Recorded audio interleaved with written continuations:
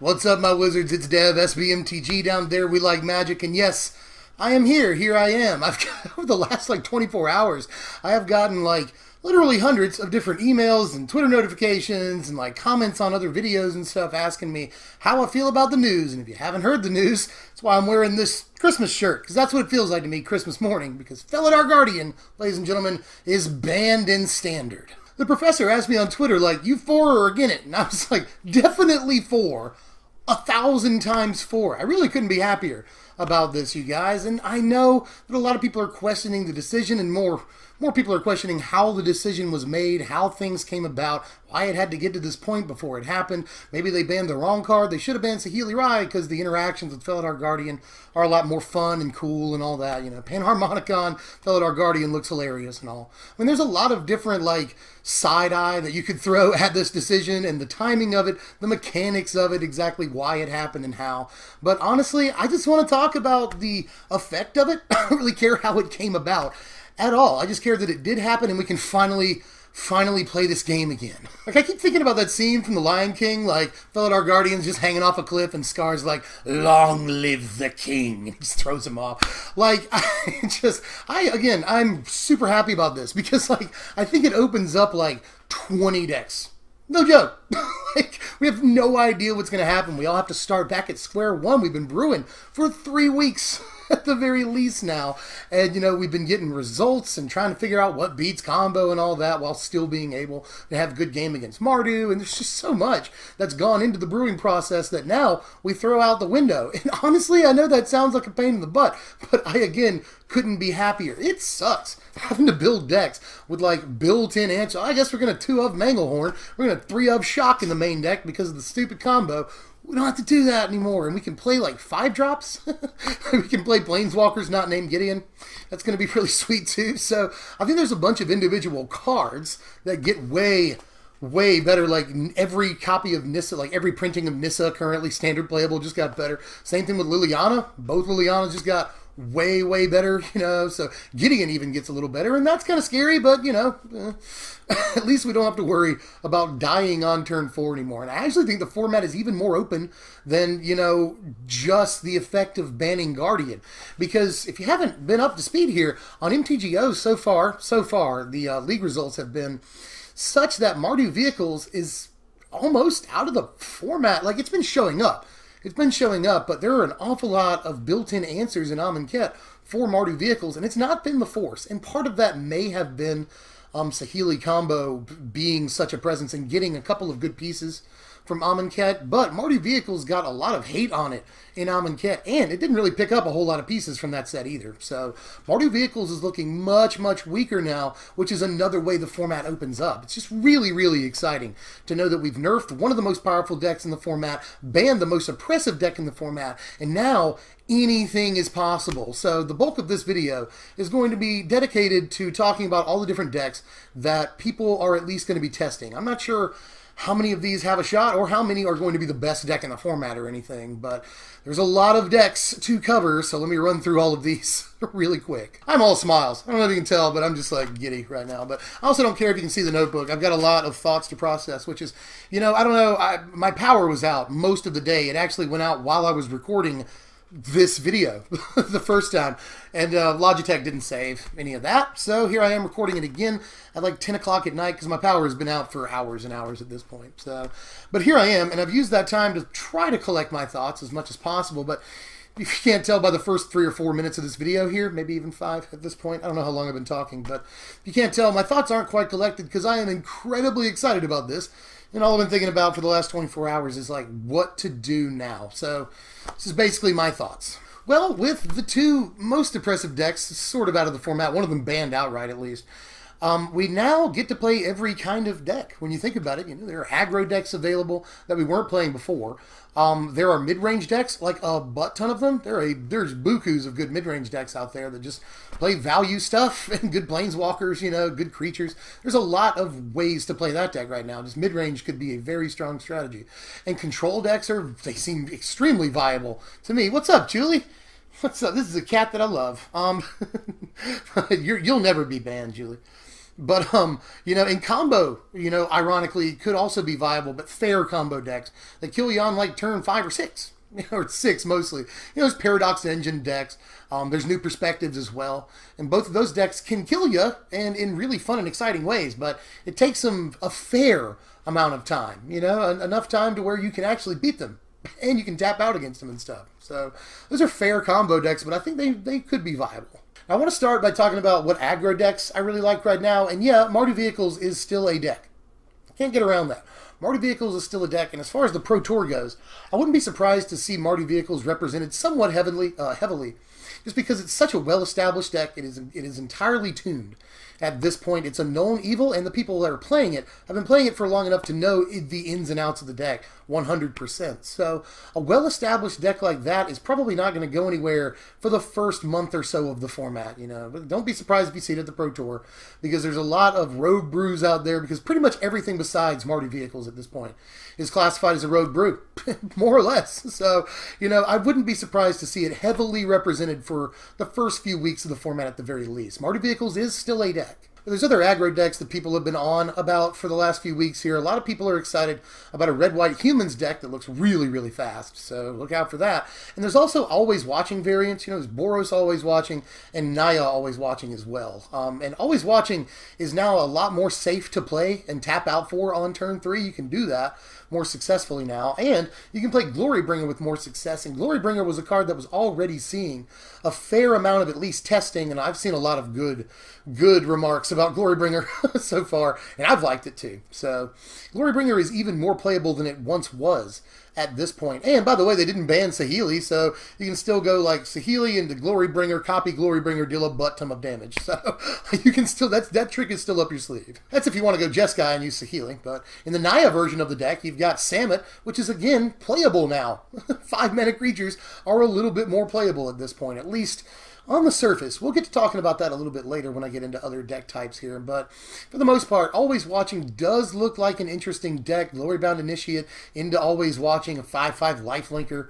Vigilance on turn 3 seems pretty good. Into Glorybringer later, just Glorybringer with Vigilance is a nightmare. And the deck has a fair amount of removal it can play. It's got some solid creatures aside from just those couple of creatures too. So I think I'd look out for Always Watching, but I'm not sure what kind of force it's going to be. The deck looks really, really good on paper, but I think there may be better mid-range options than this sort of mid-rangey mid-range aggro deck.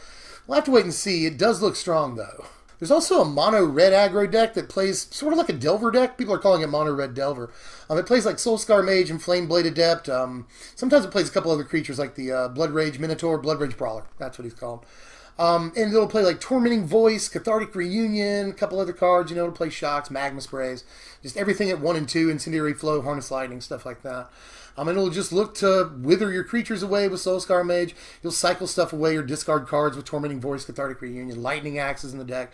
That makes Flameblade really, really good, and obviously the prowess on Soulscar Mage. It can get really big a couple of turns. So I like the idea of that deck, but I'm not sure that it has the sort of staying power that it's going to need in this format, probably dominated by mid-range and possibly control decks. I don't know that kind of aggro deck is sturdy enough, especially considering that it's only going to play a sparse number of creatures, and Fatal Push is definitely a thing. And Grasp of Darkness looks to be really good right now too, and the deck probably suffers against that card as well. Now, there's a wealth of mid-range decks to pick from, obviously. We've already talked about just a deck that plays value creatures and planeswalkers. What's the best thing we can play on turn 3, 4, and 5? Let's play that. I think there's a lot of options there, including almost anything. Naya, Teamer, there's a lot of good options in Teamer if you want to do that. So just, I could see mid-range definitely being a thing, and we could see a return to form of green-black counters. A deck that was good before Saheeli combo became a thing, and I think that maybe it'll come back to prominence because it's so good against Mardu Vehicles, which has already taken a hit. And it got a couple of pieces. It got Manglehorn and Dissenter's Deliverance in the sideboard. So green-black counters could definitely make a comeback, and that's one of the better mid-range decks in the format. It also gets to play Verdurous Gearhulk guilt-free now. It used to be you can't tap out for a 5-drop like Verdurous Gearhulk. even one as good as Gearhulk, you know, because they're just going to kill you. You're going to tap out, they're going to kill you with that stupid combo. Well, not to worry about it anymore. 5-drop creatures are better in general, but something like Verdurous Gearhulk was already maybe the best 5-drop in the format, so another reason green-black counters could be good again. And I don't know that this is necessarily a mid-range deck. I mean, it's hard to classify this, but Blue-Red Emerge. Blue-Red Emerge is looking really good. It didn't really pick a whole lot of stuff up, but it's always been looking for its time, and a time where it gets to more effectively grind out the game a little bit. You know, it gets to play its Stitch Wings and stuff and not have to, you know, worry about tapping out as much. I think that maybe that could be good, especially if control begins to dominate, which it definitely, you could make a case that it could, you know, and against a control meta, Blue-Red Emerge would be really, really stupid good. So, you know, there's that. Just any resilient deck that plays its creatures over and over and uses Scrap Heap Scroungers or any of the zombies we have that do that right now, you know, I think that that might keep control in check. But Blue-Red Emerge looks like it might be the best of these quote-unquote zombies decks, so I'd keep an eye out for it. It's been looking for its time for a while now. Now, as far as control is concerned, I really, really like the way control is shaping up, even despite all the stuff I just said about zombies and stuff that can come back from the graveyard. Control is looking pretty well positioned, if you don't mind me saying. I really like the look of counterspells in this format, and we just got Essence Scatter. So if Marty Vehicles is pushed out of the format just a little bit, and we start seeing these mid-range and like traditional aggro decks, then Essence Scatter only gets way better. You know, we've still got Horribly Awry for a while here now.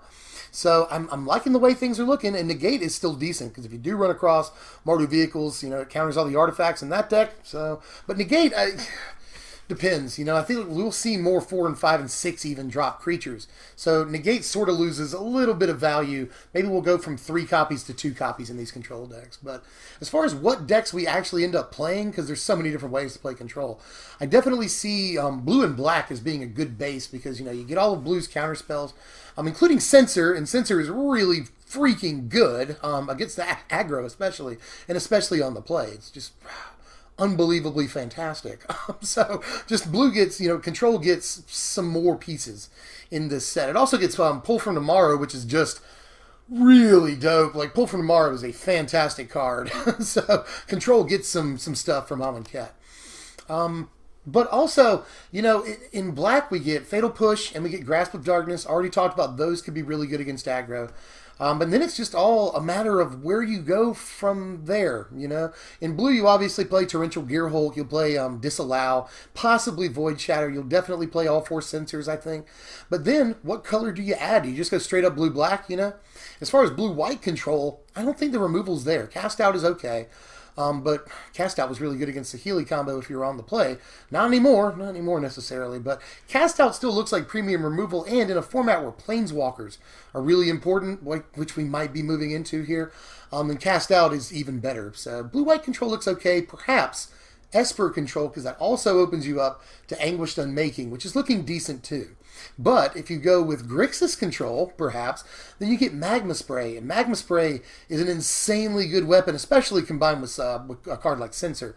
It gives you a lot of answers for aggro decks in the early game, which would normally be the bane of your existence. So control gets all these good answers against aggro in the form of Censor and Magma Spray, but it's only if control plays red. And there was a blue-red control deck that was kind of tearing up MTGO for the first few days, you know, and it had a lot of good answers in it, but it felt like it was built specifically to counter the Saheeli combo. Played like 15 counter spells, and all of its removal could somehow gum up Saheeli. So that deck may have to tune a little bit before it's back to form, but I'm not sure. With Saheeli gone, I think that black may be the better color choice to pair with blue here. But we'll have to wait and see, but I do think a control deck looks very, very strong, and Torrential Gearhulk just gets better because now it's even safer to play. And while we're talking about control, there's Dynavolt Tower. Now, Dynavolt Tower was really good against Saheeli, so I'm not sure how good it is in this upcoming format. We'll have to monitor that, but there were already towerless Teamer Tower decks that were trying to make splashes. Just basically, you know, mid-range value decks for the most part.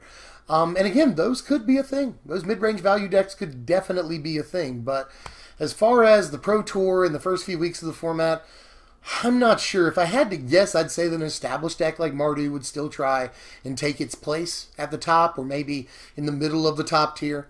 I think control is looking pretty darn good. It all depends on a couple of different factors. Are there enough aggro decks to effectively, you know, make control bad? Are there enough aggro decks that beat control quickly enough? And do these zombie and emerge decks punish control enough to push it out of the format? I'm not so sure about that. If that does happen, this actually looks like a format mostly dominated by mid-range decks. You know, we get to play Planeswalkers again. We get to play 5 drops again. So it's looking like a pretty mid-rangey format, but what that exact mid-range answer is, I can't tell you, you know. And something else, by the way, while I'm on it, that helps push control out of the format for these mid-range decks is Prowling Serpapard.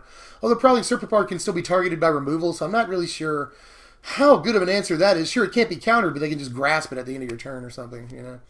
So I'm not really sure how good Prowling Serpapard is, but it could be a piece that helps out against control decks. Same with Salmon. Salmon is surprisingly good against control. So we've got some pieces in mid-range decks, but I think that right now it's paper, rock, scissors. We're back to that, and that's exactly where we want to be. Are the aggro decks fast enough to push the control decks out? If they are the mid-range decks big enough to beat the aggro decks? And honestly, I think they are. And that's not even really talking that much about Paradox Engine or New Perspectives, which is a deck I'm very excited about now. I'm trying to contain that, but I'm super excited about it.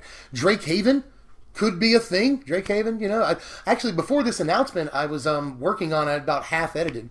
A double deck tech, you know, it was a budget blue-red Drake Haven, and then, you know, a more competitive blue-red control. I was just profiling the MTGO decks that I was just telling you about. But since the announcement, I decided to scrap that project. But I'll get back to blue-red Drakes, and the Professor actually just put out a budget blue-red Drakes video if you want to check that out too. So I think that the blue-red Drakes is looking okay, and people are talking about blue-white and blue-black Drakes. I like the blue-black list. I think it's really cute because you get to play Call the Bloodline, and that is hilarious with Drake Haven, or at least it looks like it is. So, you know, discard a card, get a 1/1 lifelinker, and pay an extra 1, get a Drake. That just seems good. So, you know, and Pull from Tomorrow is pretty good with Drake Haven too, and Drake Haven might actually have room to breathe, so it's sort of a factor, you know, it's sort of a factor, but I don't think that Mardu Vehicles is entirely non sequitur. I do think it'll have some sort of a presence in the early format, and remember that at the beginning of formats where decks are still being brewed up, and, you know, things are still being tuned, and nobody quite knows the exact right way to play these decks, you know, usually the fastest deck wins.